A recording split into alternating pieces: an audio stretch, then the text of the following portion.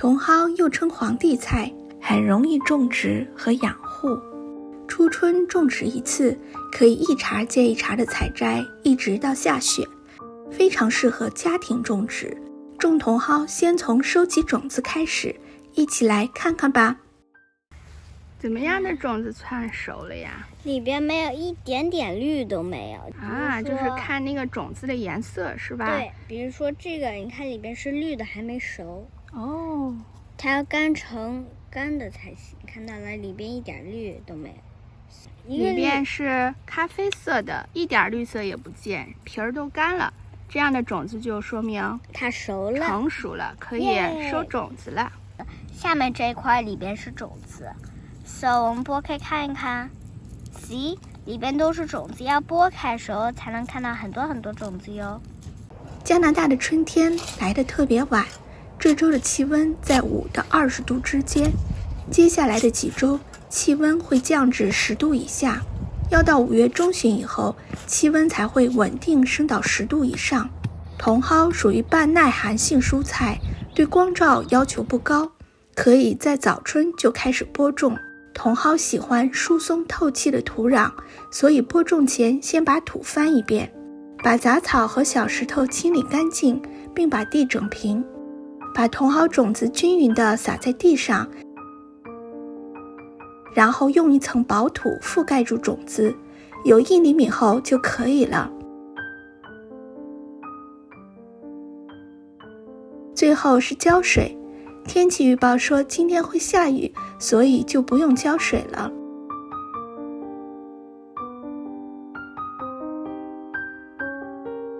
到春寒，最后一场小雪，今年来得比往年都要晚一些。16天后，茼蒿已经长出2片叶子，生机勃勃。因为地温都在10度以下，所以小苗生长得比较缓慢。天气开始逐渐转暖，茼蒿的生长速度也开始加快。从这周开始，夜间温度也升到10度以上。适当浇水，保持土壤的湿润。过去的1周，茼蒿长高了不少。去年疫情期间，沿着栅栏开垦了这块小菜园。茼蒿已经有10到15厘米高，可以采收了。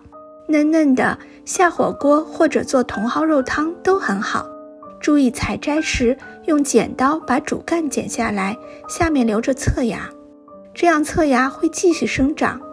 新摘的茼蒿是不是看着就特别的鲜嫩美味？从播种到今天的第1次采收，经历了42天，仅仅过了10天，侧枝就已经长大，又可以采收了。茼蒿比较耐寒，到了深秋也能生长良好，所以可以一茬接一茬的采摘，一直吃到小雪。注意茼蒿要及时采收，如果采摘晚了，就会变老、开花和结籽。如果你想采集种子，也可以单独留几株不采收。茼蒿不生虫，播种后不需要特别的管理，适当浇水即可。